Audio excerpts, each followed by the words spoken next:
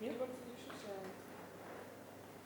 It was a lovely presentation, Tyler, and I have many questions, but I will not choose the prerogative of the chair for a while. I'll be great self-control. Great self-control it requires, but please, yes. My question is, directly from what you said in the middle of the talk. You said that in these texts, the Guru is speaking and he's being written down in real time, whereas we know from all the others that it is mythical time. Gods are talking or dreams are happening. Even when Darashiko gets the translation done, it is a dream. Dara has had a dream. Darashiko has had a dream of Rama, where he's the famous thing which he's doing. What's his name? Harlem is doing in Chicago. Muzaffar Saab. That's where. No, you're thinking of the. He did this book, right? Where he the Vedanta one. Yeah. The dream of Dara is basically a political statement. Yeah. To the court, that look how tolerant I am, and also not only tolerant, actually how I am the inheritor to Rama. I am actually the Rama of today, in a way, because but it's again happening in dream time. So how is this all happening in real time? What has changed? Is it arrival of writing, which has changed it in a way that Benedict Anderson talks about? What's happened in Europe with the arrival of pessimism, etc. What is it? What has changed? I don't know. Yeah, no, it's a great question, because this is the big question that I wish that I'm searching for the answer to. One thing, okay, I can tell you a couple things that are going on. One is that the entry of the vernacular into the space of writing changes what writing means. In a certain sense, we had mundane forms of writing before, right? And we had non-mundane forms of writing, which was the realm of Sanskrit. The vernacular comes in, and suddenly it doesn't mean the same thing to write anymore that it did before. But what does it mean to write now? I think part of the answer to that question is merchants.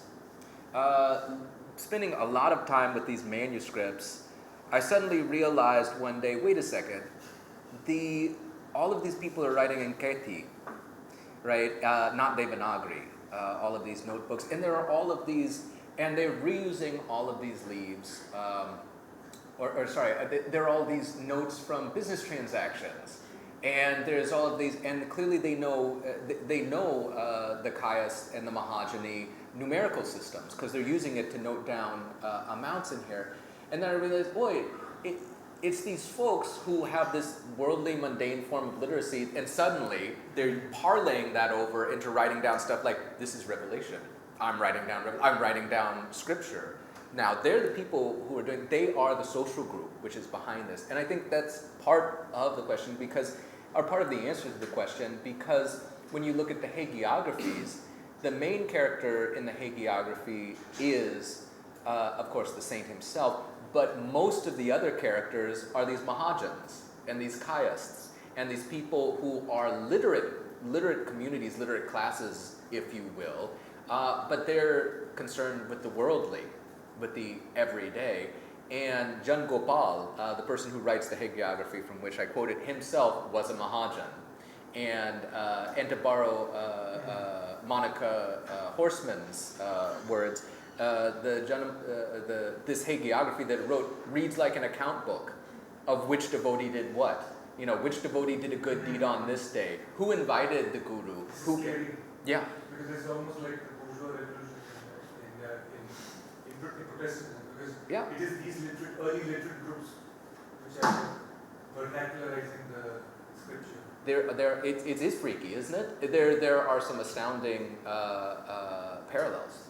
I of course won't go too far with it, right? Because then you get into that sticky territory of comparing, Bhakti to the Reformation or something like that. But I think it is mercantile and accountant, mundane forms of literacy that make the difference. The question on that specific topic is, it's very, maybe you can answer it, but at the time it's very hard to know what was there before the text, meaning we know that these kind of deals exist from the Puranas, right?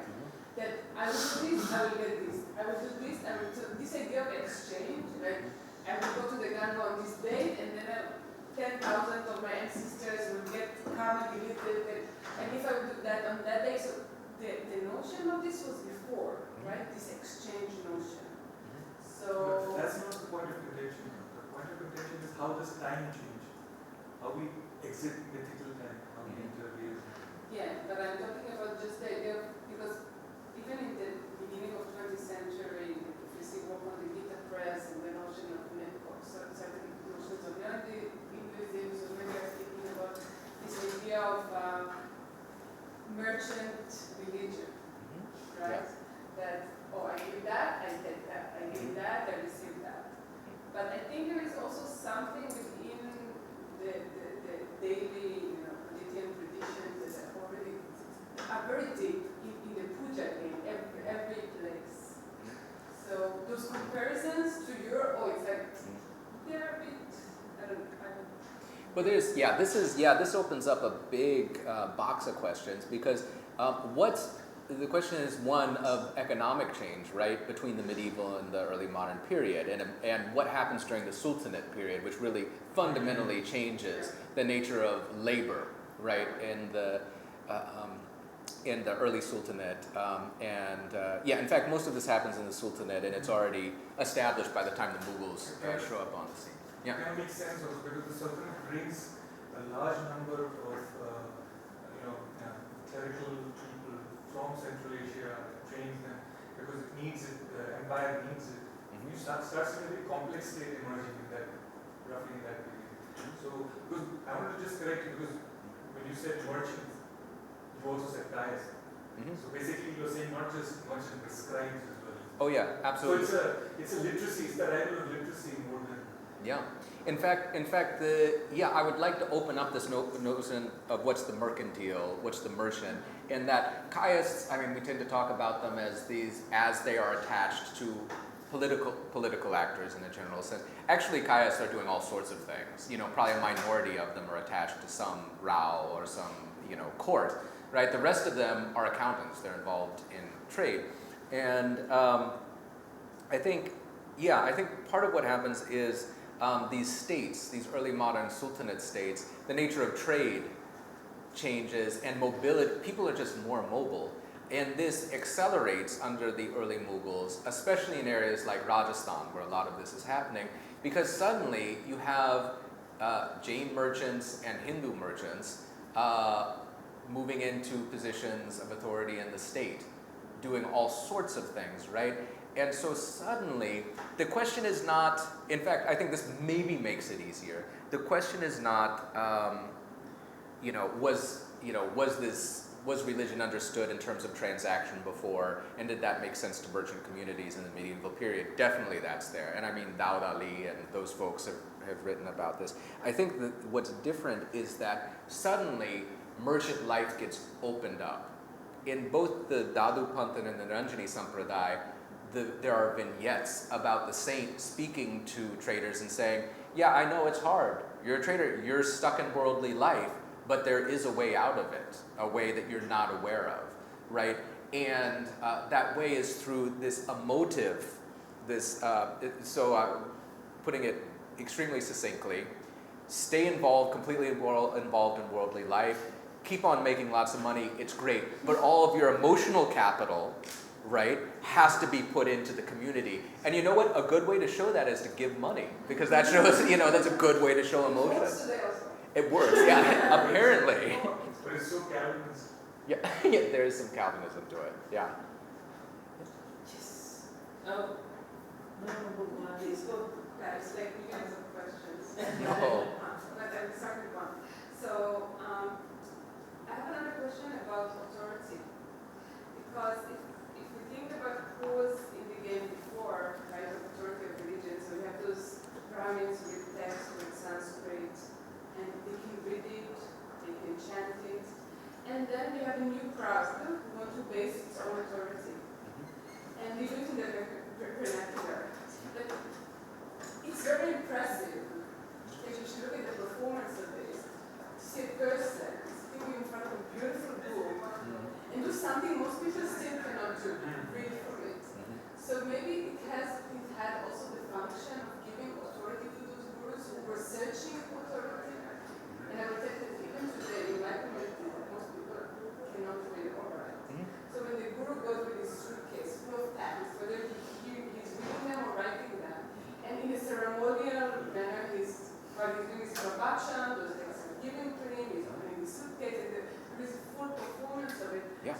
I'm sure it was part of the game of the show.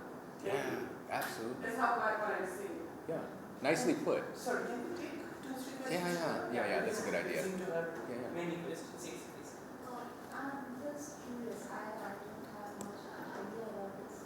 I would like to know that we are mainly dealing with the Western part of India, like the Sikh, and but it is a similar time frame. We have this Chaitanya cult in the East, but we don't see much of a very textual writing or a very because they have more of bhajans or kirtans, and they are more of oral traditions that have been carried forward over time, and we still have very little known of them.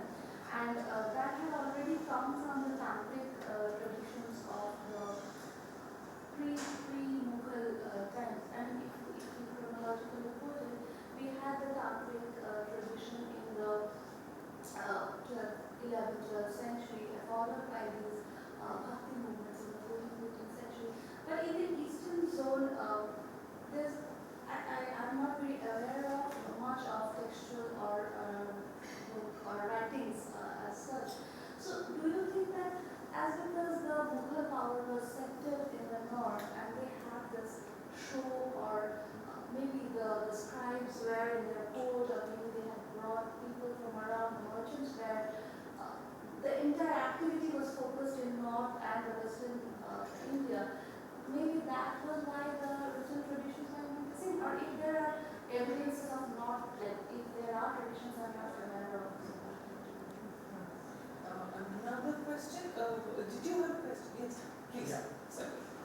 I'll wait for another. Hey, how are you? Okay. Fascinating talk.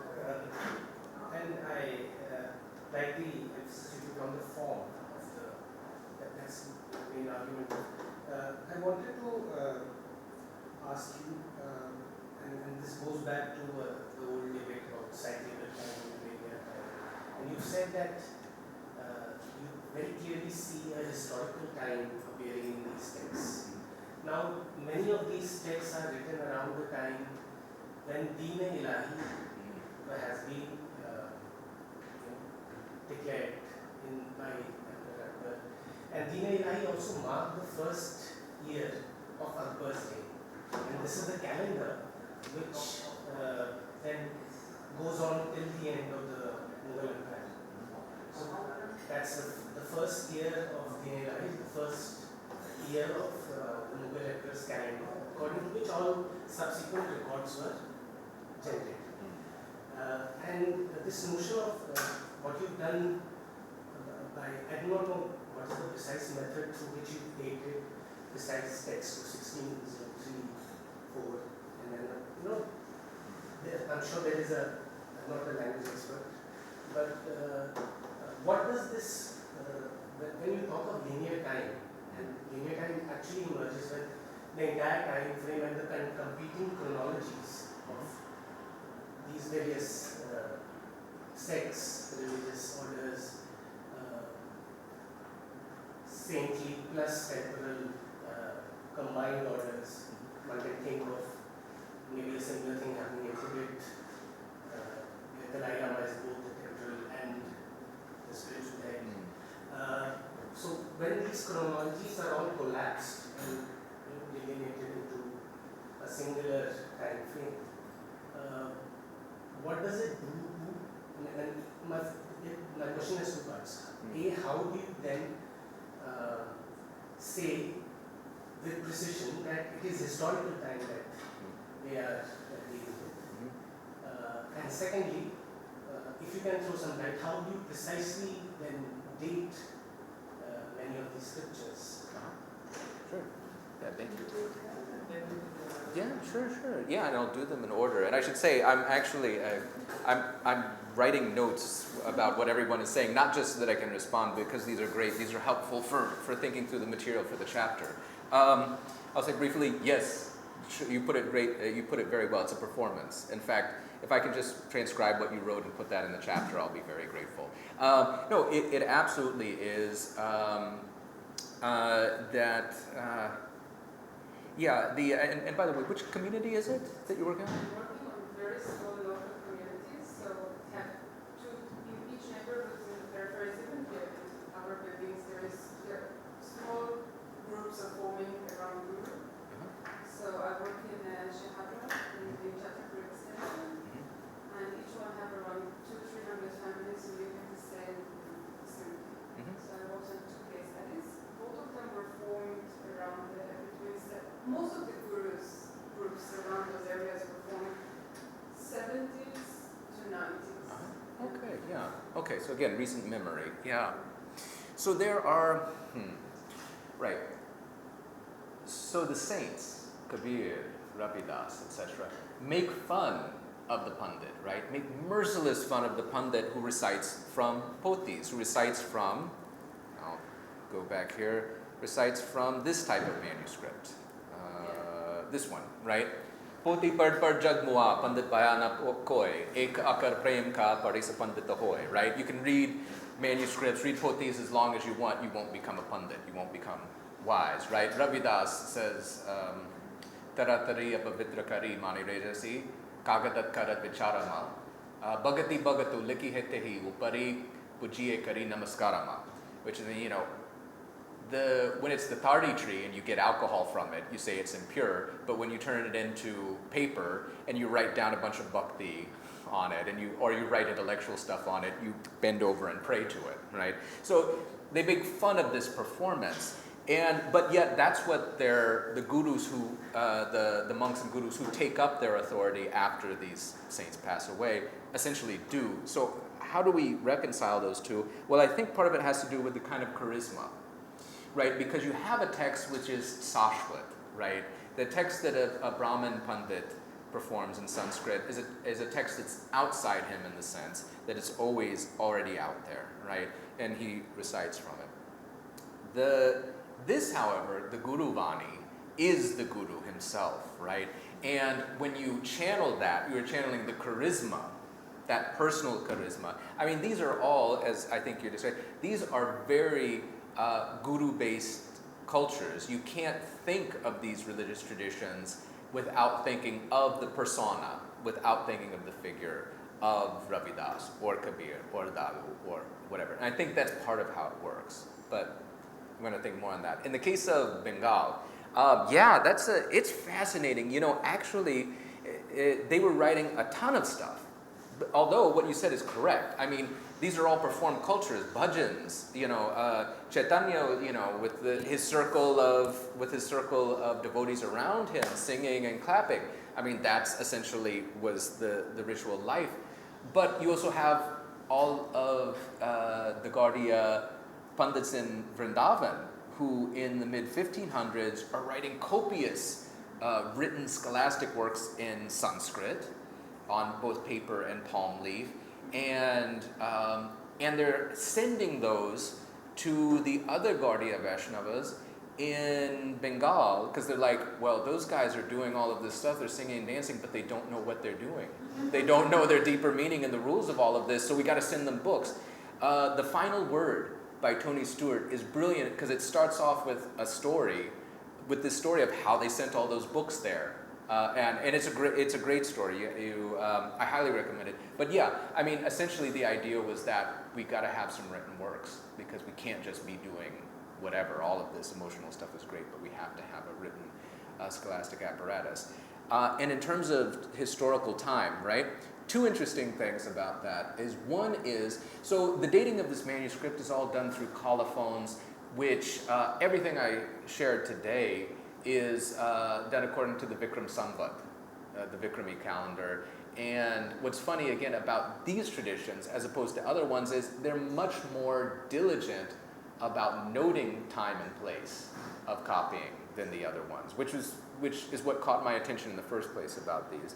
But some people also say that there are about a dozen Vikram Samvats. Yeah, although this one, for this period, it's consistent. I mean, these ones are consistent. I mean, you can date down to, with remarkable accuracy for this period. for this period, late 16th through And for this 18th. region. And for this region as well, yeah. There are mistakes. Sometimes you find calculation mistakes, errors in the manuscripts themselves because you put together the month and date and you say, wait a minute, no, that would not have fallen on this date of the week. So there are mistakes. However, on one hand, you have that, right? You have that calendar. On the other hand, manuscripts refer to this date in the year of the reign of Akbar, right? Or this date in the reign this date in the reign of Shah Jahan. So, and the hagiographies again, when they talk about historical individuals who are rulers, right? Most of the time they talk about Sultanate and Mughal rulers, even if it's apocryphal, right? When they talk about Hindu kings, most of the time it's again this king that doesn't have any markers of identity, could be anywhere at any time. But the Sultanate and Mughal rulers are always identified. There's always an attempted verisimilitude in the descriptions, and the texts that I've quoted here talk about visits to by the Guru and visits from Akbar, Shah Jahan, Jahangir by Mughal Subadars, particular Mughal Subadars and employees in the Mughal state. And so I'm so glad you brought this up. That's actually, if anything, that's the clock by which they're running. It's not Hindu kings in their localities. It's the Mughal Imperium. In fact, it also reminded me of the first, the beginning of the Quran, where Gabriel says, Ikra, Mm-hmm. read. Yes. That's the kind of tradition that such No, vernacular. this is beautiful what you just said, because actually when Islam comes, literacy is just arriving in Mecca. Mecca is a trading town. It is just arriving. Mecca, and Muhammad is a merchant, even though he is not being taught because he is an orphan. But the others are just learning around him literacy. And the Arabs don't have a book. The Jews have a book. Their neighbors have a book. The Christians have a book. Their neighbors have a book. But the Arabs don't have a book. And that's why that line is very important. Ikra bismika. Read in the name of your Lord. Read. But actually, it's early literacy seems to change societies in multiple ways, including religion. Oh yeah. But Absolutely. this thing you said about the Mughal king is one of the I was surprised that even in the south of India, even in Vijayanagar, even in what is now considered Tamil, the Mughal king was a recognized authority. So even though they did not directly control everything. Yeah, I mean, there's I know I'm looking over at you, Galina, because you've worked on hagiographies more than I have.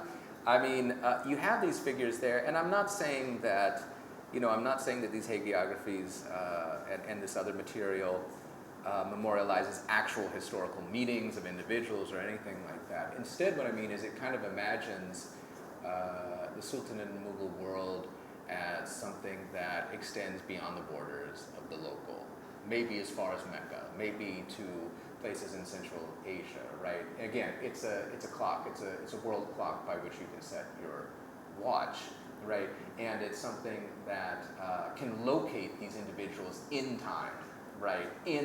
This is one other thing this is fascinating. Manpreet and I were looking at this the other day.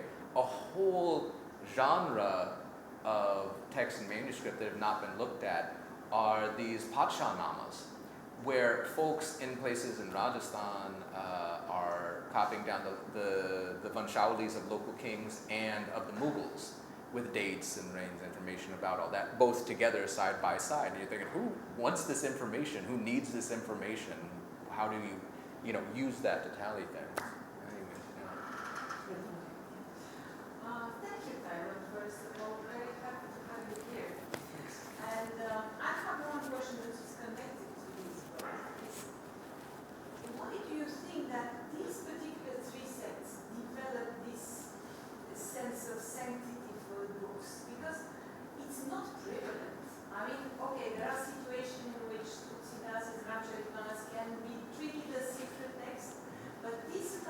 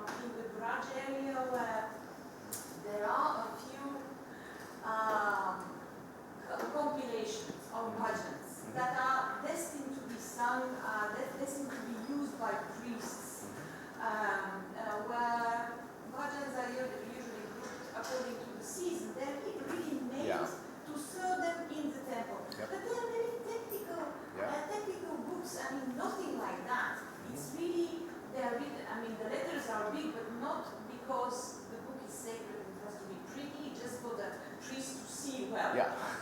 Just for technical reasons. And so, absolutely no sense of the sanctity of the object is there.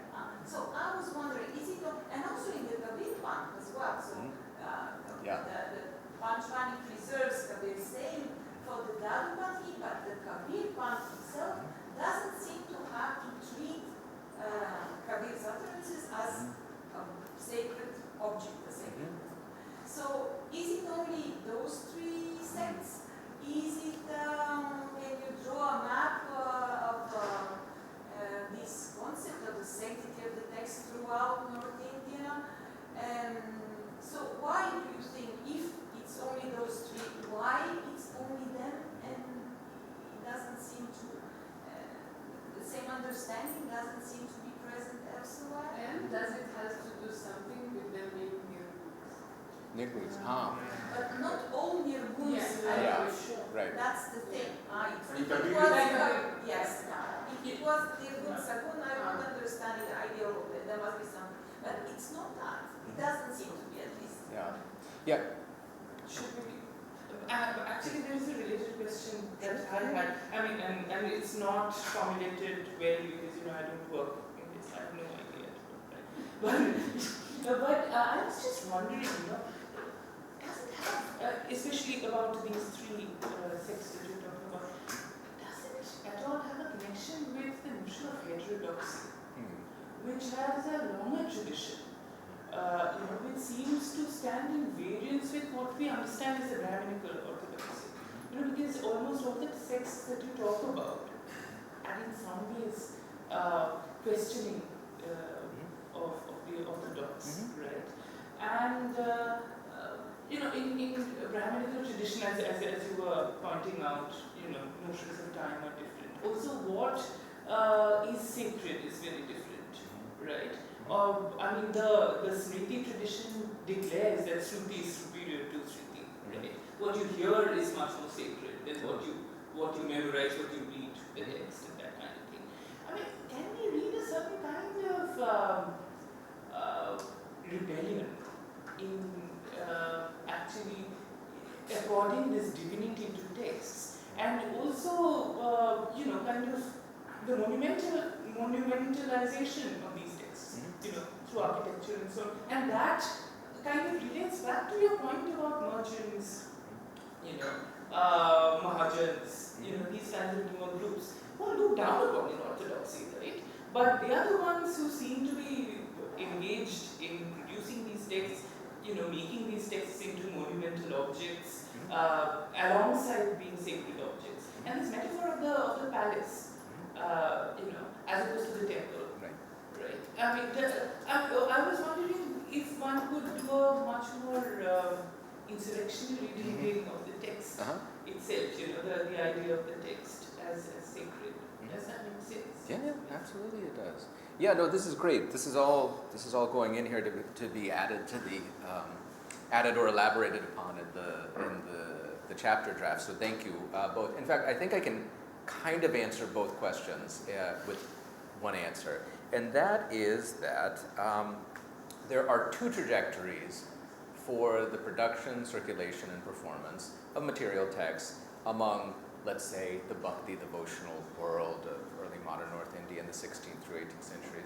The first is the more Eastern Vaishnav model, in which the text is one that's inherited from earlier tradition. It's the Puranas, particularly the Bhagavata Purana, and whatever liturgical practices and ritual uses of texts that happen there among Gaudiyas and Vallabhites and other groups tends to stem from how the Puranas were read, right? And even manuscript culture there tends to follow the conventions of the Bhagavata Purana, again, Puthi manuscripts, and as Galena was saying, when people use hymn books, right, when they use manuscripts for performance of vernacular hymns, these books in themselves, though they are given the respect that, say, any book would be given, right, You don't touch it with your feet, you don't let it fall on the ground, etc. But other than that, no. When they, Srivats Goswami was talking about this, he said, when they wear out, you copy them out and you toss them, right? These are completely different genus. What's going on over here, and so also, I think the link is one, this inherited tradition of Vaishnavism, right? Where texts are of a certain kind, right? Texts that have that kind of aura of a certain kind, those are in Sanskrit. Hymns, vernacular hymns, are powerful, right? But their materiality is not. It never becomes important. There's no occasion to. It's because, and this is the insurgent thing, the traditions of further west with these nirgunis, right? And again, I don't know why it doesn't happen with the Kabir Panth. I honestly cannot make sense. Yeah, I have not been able to figure it out. But further west with these groups, it's inserted. They are criticizing, and this is another chapter of the book. They are criticizing not only the materiality of Sanskrit religious works. I use that word religion very loosely for a whole corpus of texts in Sanskrit which have to do with the concerns of what we today call religion. They again mercilessly attack those and try to undercut their epistemological validity by saying any Sanskrit text is going to be outside of your sphere of anubhava, right? Your sphere of experience. You can't experience a text which is external to yourself. You can only experience what is internal, and that is if you not only memorize something, right? So the text has to be inside of you, part of you physically, but you have to feel it. There's an emotive quality to that, and this goes so well with the genre of all this because it's only hymns. There's no narrative literature about God, right? There is no Bhagavata Purana to which you can gesture back to. All you have is the saying of the saint, and that's of a particular kind of experience. And because of that, the nature of scripture as, this type of scripture is totally different than what goes on in those Vaishnava communities. And it's something that if you gave it a physical form, right, the material form would have importance. Like the song books of the Vaishnavas can't have importance because that space, that aura is taken up by the Bhagavata Purana or by some earlier archetype. With this, it's the guru. The book is the guru, right? There's no guru in the Vallabha Sampradaya or in the Gaudiya Sampradaya, right? You have Vallabhacharya, but he's not that kind of guru. These books, to really oversimplify it, these books are the guru. And that is why you see that here. And that is why, even when they're put in book form, they are very dangerous, right? Because these are books that move around. These are books which, by the way, none of this kind of oral performance happened in temple settings. This happened in people's houses. This people happen in markets and mandis, right? Again, it's insurgent. It's occupying public space and not the space of a mandir. On top of that,